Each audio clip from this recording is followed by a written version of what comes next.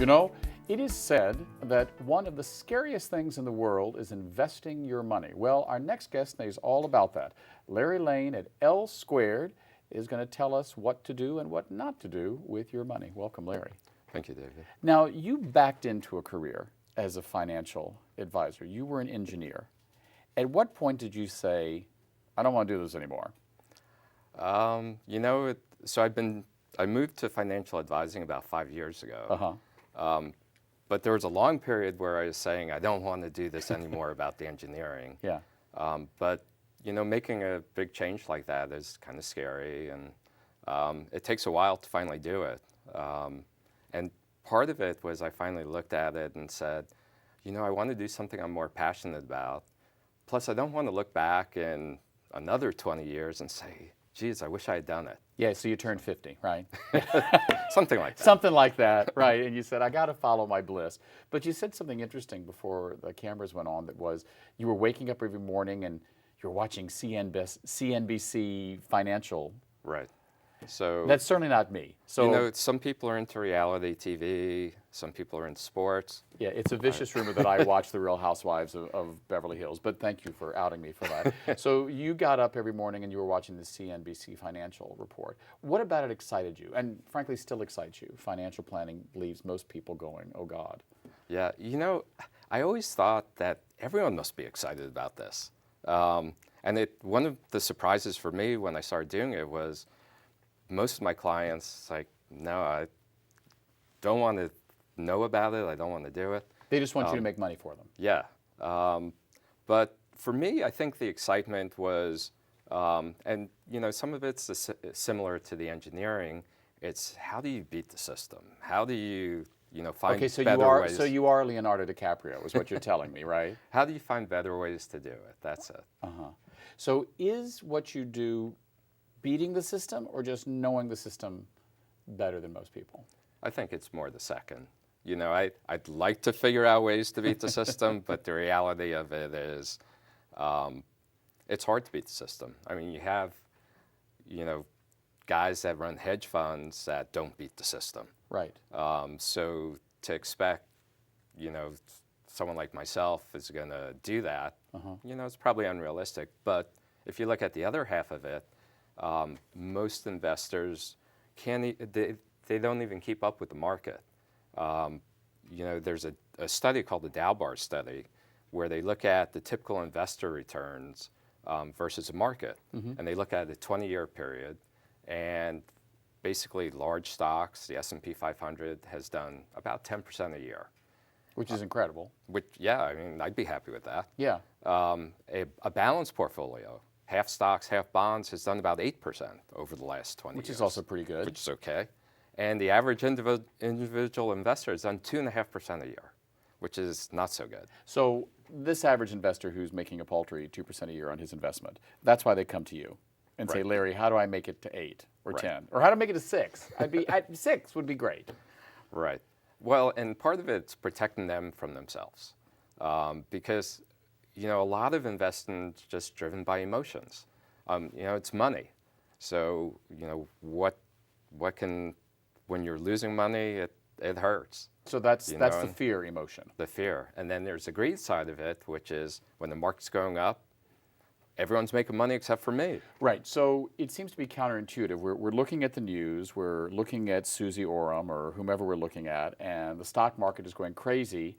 So we think, I need to get in on that, so I'm buying something that's very expensive. Right. And then, of course, when it falls, you get scared and you sell, which means you're selling at a loss. Right. And so how do you get people to just think? Well, part of it is I'm the impartial one, right? And it's actually much easier to manage someone else's money than your own, because you can be, impartial. You're a step away from it. And the key is to help people not make the mistakes, right? Don't buy high and sell low. When the market goes down like it's been going down lately, it hurts, but stay in. So do you tell people just to stay in, or now's to buy? How do you know? What is that? Is there a secret sauce to the L Squared way of investing? I'm still working on the secret sauce. But in general, you want to get in, you want to stay in, you want to have a portfolio that's allocated according to your time horizon, your risk tolerance. Right. The market goes down, we're all going to feel uncomfortable.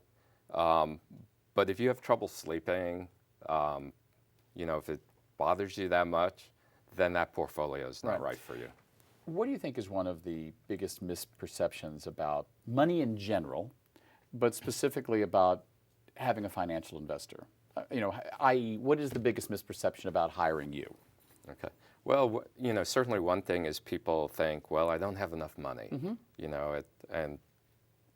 how is this person going to help me? Another thing is they think financial advisors are too expensive.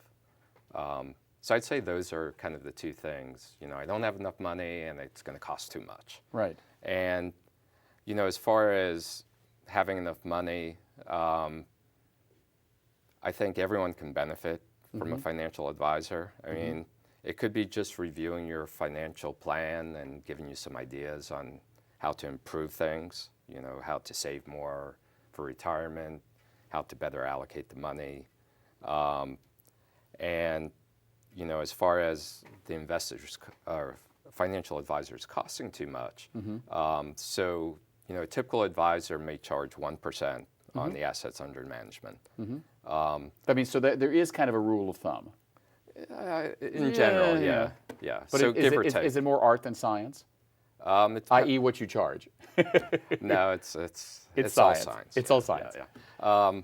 But Vanguard did a study to try to quantify the value of a financial advisor.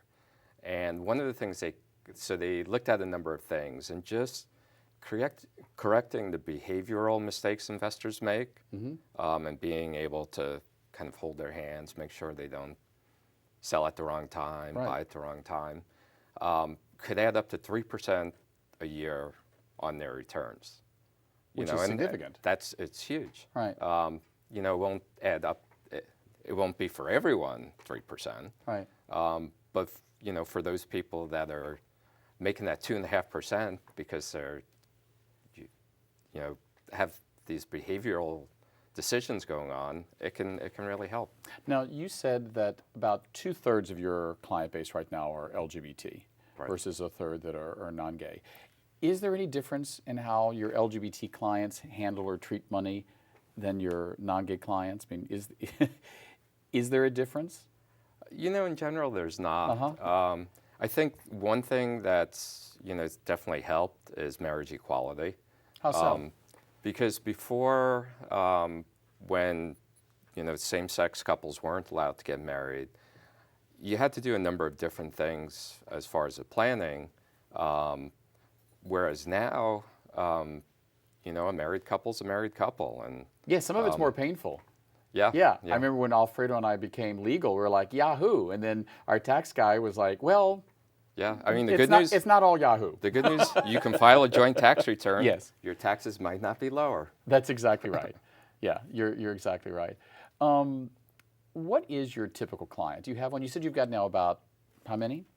If you want to say. I have about 20 clients. And how big would you like to grow? I'd like to grow to about 50 or 60 clients. So not huge. Right. My goal, I didn't get into this profession to build an empire or anything like that. And I want to know my clients.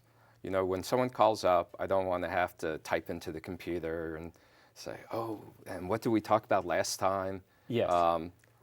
When they call up, I know who they are and I know what we've been working on. You want to build a relationship with them. Yeah. So we've only got about 30 seconds left. Any just general advice you can give to someone out there who's watching this going, oh my God, I don't know what to do with my money, or I don't know who to call, or I'm scared? Yeah. Well, I mean, there's a lot of options. There's financial advisors. There's these robo-advisors now. And I think the key thing is just allocating your money according to time horizon, risks, and risk tolerance, and having a portfolio you're comfortable with, and don't let your emotions get the best of you. So as much as possible, don't give in to either fear or greed. Thanks, Larry. We've been speaking with Larry Lane from L Squared, giving some good advice. Don't get scared and don't get greedy. And my advice to you is, as you've been doing tonight, tune in to Comcast Local 104 Watch 10%. I'm David Perry. Thanks.